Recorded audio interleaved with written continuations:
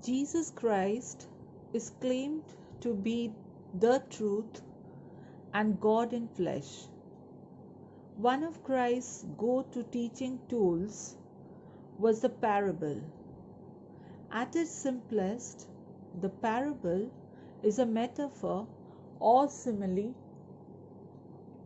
drawn from nature or common life, arresting the hearer by its vividness or strong strangeness and leaving the mind in sufficient doubt about its precise application to tease it into active thought.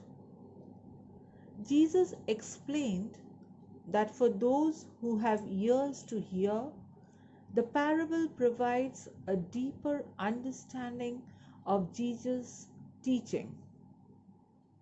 But for those who don't have ears to hear, the parable is actually an instrument of concealment.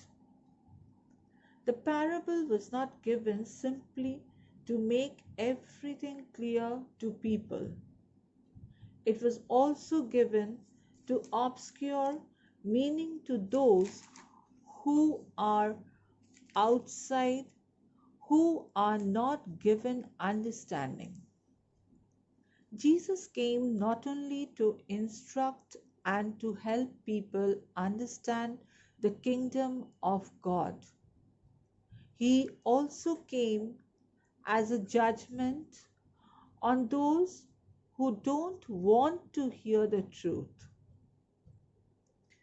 His most famous parable is probably the Good Samaritan, which comes from the 10th chapter of Luke. The parable of the prodigal son, also known as the parable of the two brothers, lost son, loving father, or the forgiving father, is one of the parables of Jesus in the Bible. Today, we are going to listen to the story of the prodigal son. There was a rich person. He had two sons. The first son was hard-working. He always obeyed his father. He was very good and nice person. But the second son was totally different from the first son. He was lazy. He did not work in his father's field. He was disobedient to his father. He wanted to lead a gay and free life. One day, the younger son said to his father, "Father, give me my share of property." The father felt very sad. He divided the property.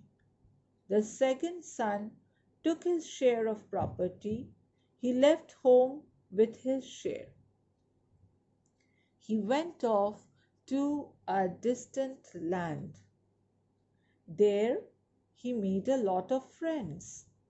He spent his property lavishly on his friends, food and drinks.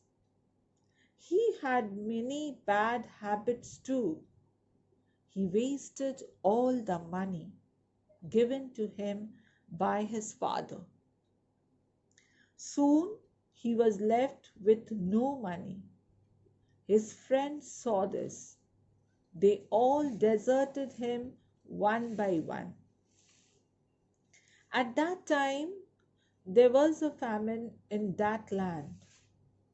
He could not get any job. None of his friends gave him food or money. He was forced to take up a very mean job. His job was to feed the pigs. Very often, he ate the food kept for the pigs. He was very sad about his present conditions. He soon began to think of his father and his brother and very, very badly missed them. He said to himself, "In my father's house, even the servants have enough food. They get good shelter too. But here, I'm struggling for food and shelter. I'll go back to my father. I'll beg him to take me as his servant." So decided, the prodigal son set out for his father's house. In the meantime, his father was always thinking of his second son. He would sit near the windows. He would look at the road, expecting his son to return home.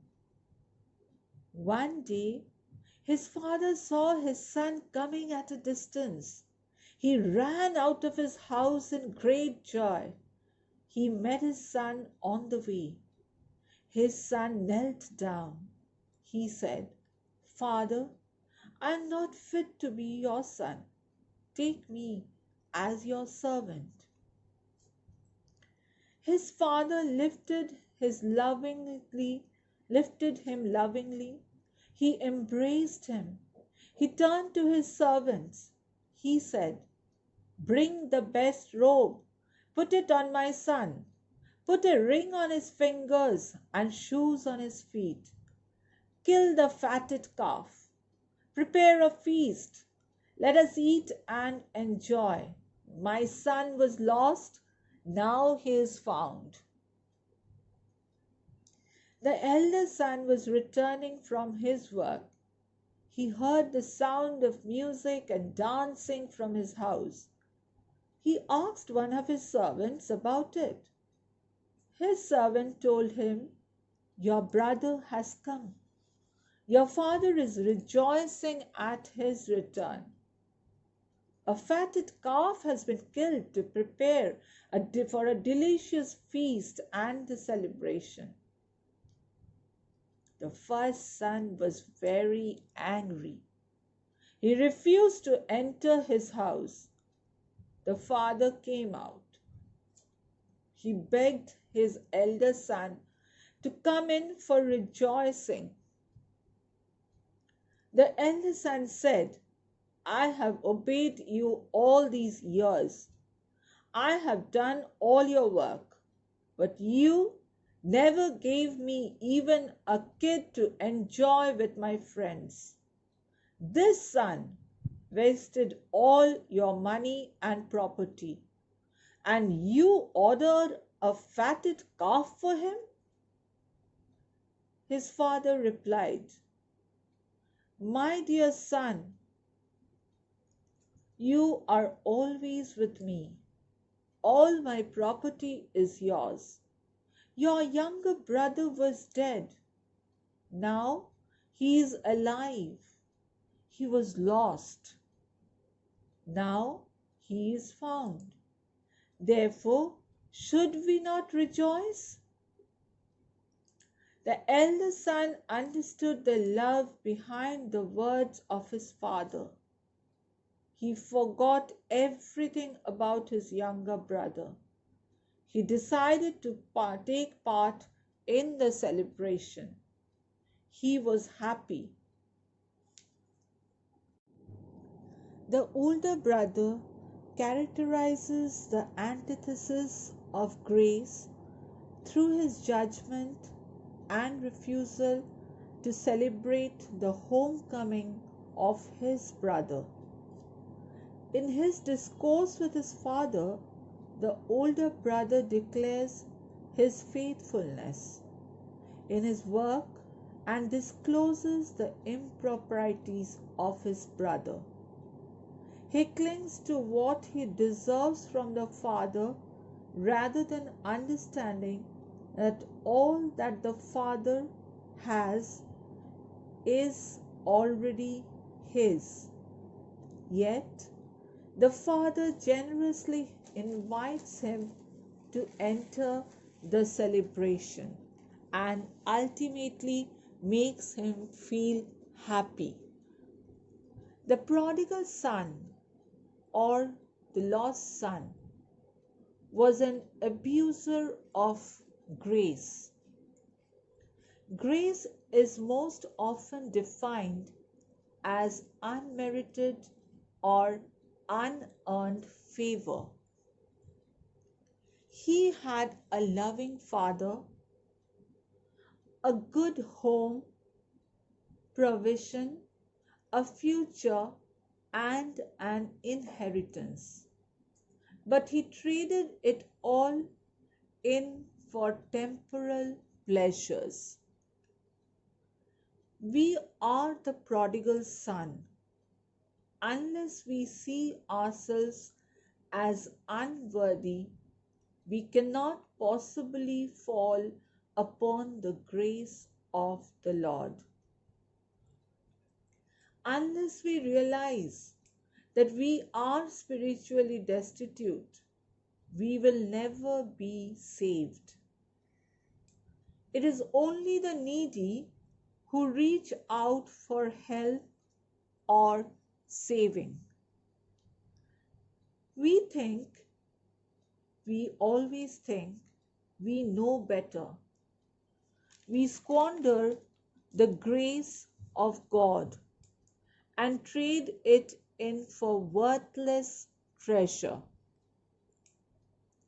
And yet, at the point we realize that we are unworthy living pigs, rebels, sinners in need, destitute, hungry, dirty, and empty.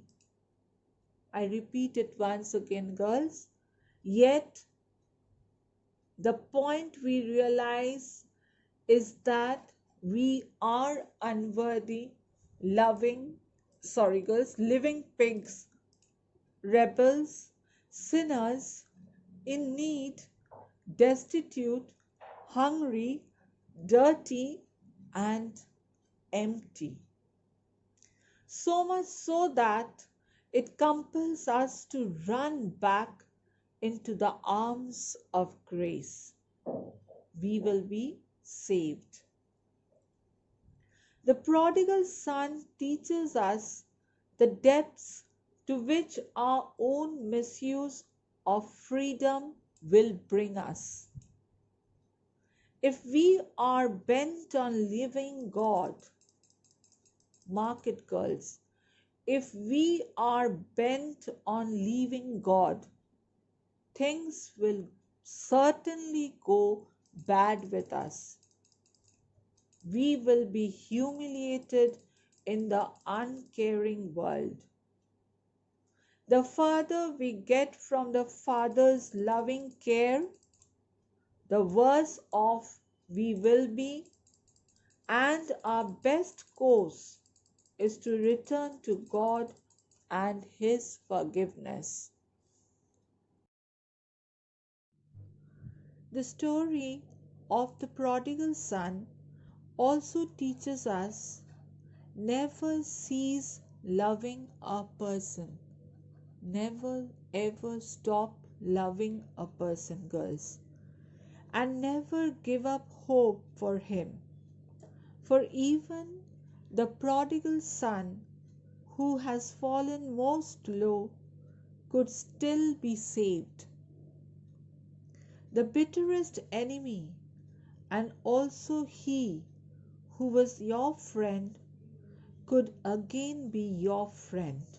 Your bitterest enemy, and also he who was your friend, could again be your friend.